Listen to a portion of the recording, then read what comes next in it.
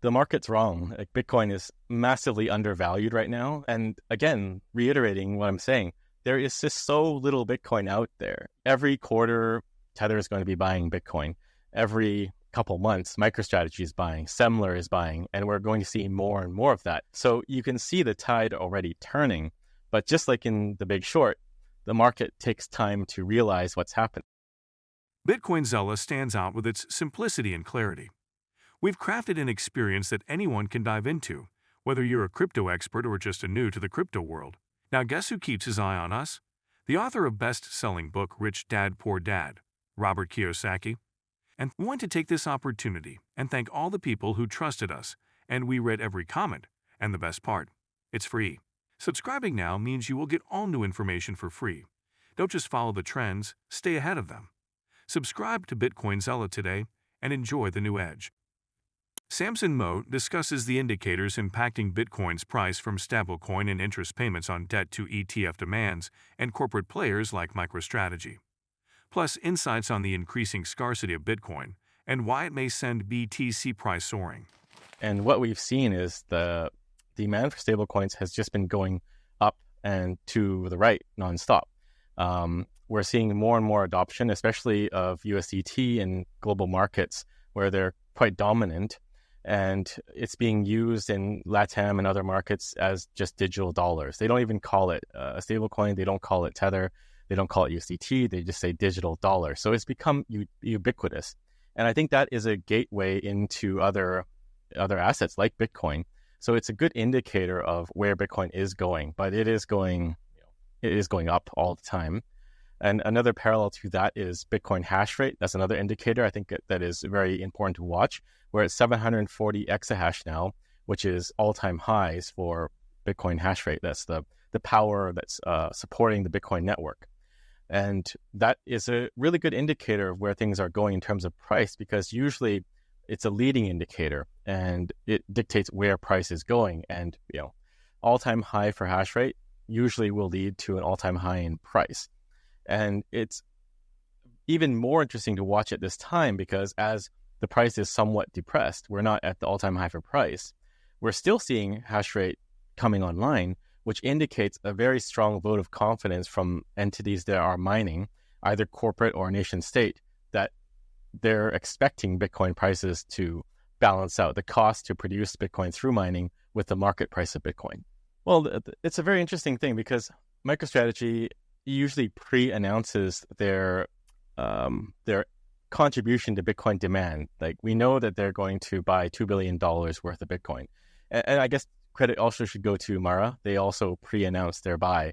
But I think that is a large spike in demand that we should be watching out for. And this is really why I believe the markets are irrational right now. You have a lot of fear permeating the market and in sentiment of investors and traders, I guess, that Bitcoin price is going to go down for a number of reasons. But this is predicated on potential selling or macroeconomic factors. But it seems to be that they put very little weight into these obvious spikes in demand that are pre-announced well in advance.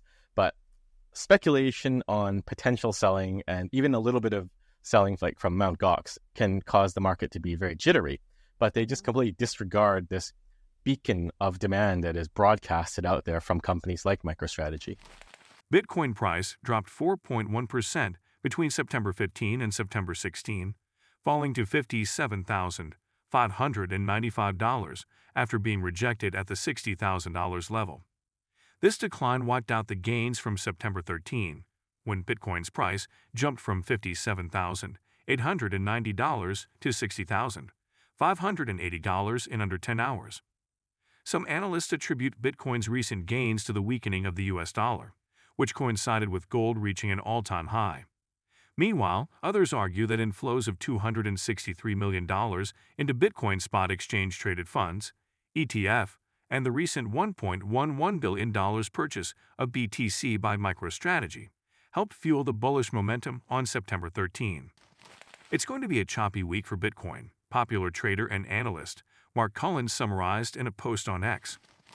Cullen focused on the week's main macroeconomic event in the form of the United States Federal Reserve's interest rates decision due on September 18. Red start to the week, and key interest rate decision announcement on Wednesday, fellow trader Gel continued. Hold the current area until then, and I think it looks great for further upside.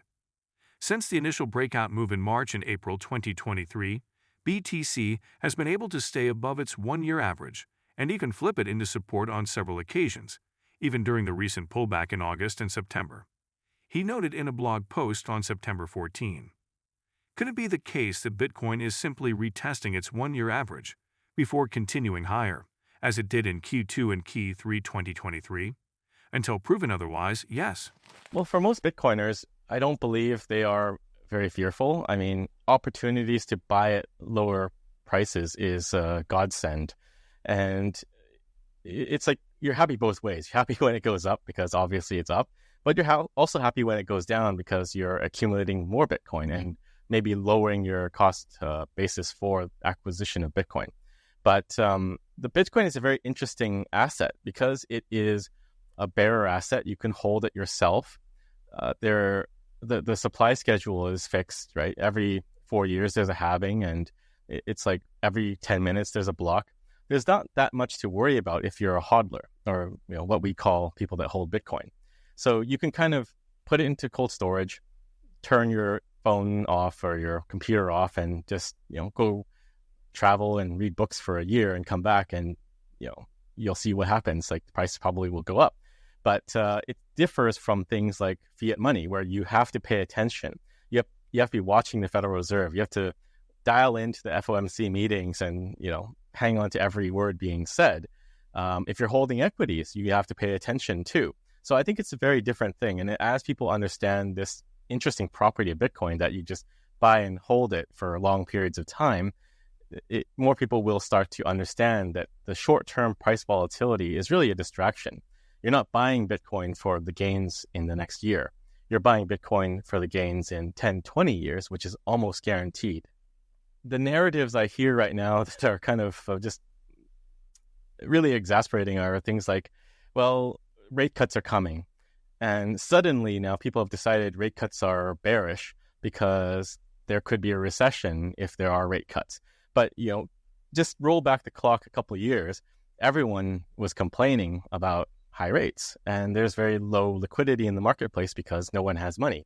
So you can't have it both ways. Is it bearish or is it bullish? It's only one or the other. I think it has to be bullish because you're seeing more liquidity being injected into the system. Another one was, what was it again? That historically September is a red month. Bitcoin does not perform well. And there are reports in various news outlets and by various technical analysts saying, Bitcoin could drop 40%. But, we already had a big drop. I don't think you can just go back to analyze historical data and say it's going to happen again. We had a big drop.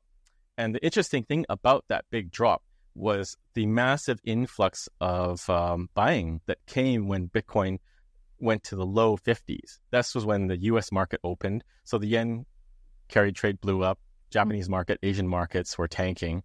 And then the moment that the US market opened, you just see Bitcoin rebounding. And I think that goes to show that there is strong demand, especially from the ETFs, where they're relatively price insensitive. And that also applies to Bitcoin being sort of recession-proof because you have large pools of institutional capital that have nothing else to do. So in a recession, I think ordinary people, retail investors probably are going to have a hard time. But we are seeing pension funds with hundreds of billions of dollars invest in Bitcoin. And that doesn't really change in a recession. They still need to meet their obligations and deliver to the pensioners. And it's the same for every other major institutional investor. They're sitting on piles and piles of cash, and they're going to do something with that. And it's likely that they will put it into Bitcoin. At least that's the trend I'm seeing. One event is set to shape macroeconomic volatility this week: the U.S. Federal Reserve's interest rate cut. The first since March 2020, the move, which will only be confirmed at the Federal Open Market Committee, FOMC, meeting on September 18, has nonetheless long been priced in by markets. The only question is how large it will be.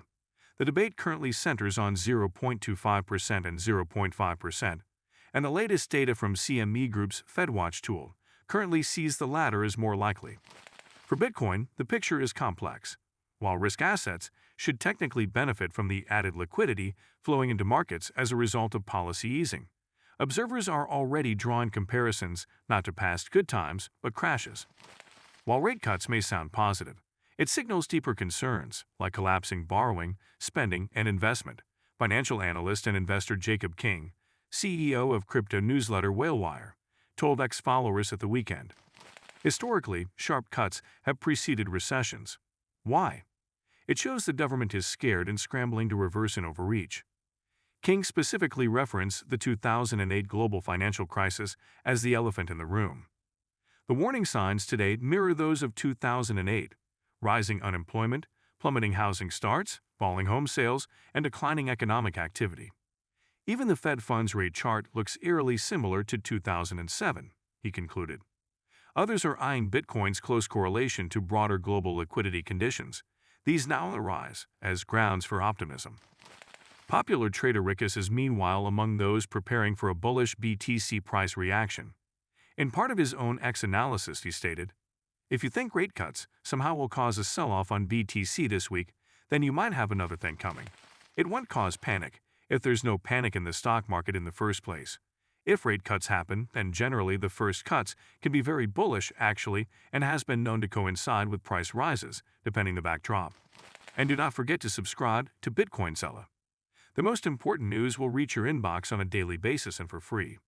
I do not know why you have not subscribed yet. If you liked the video, give it a thumbs up and subscribe for more daily updates.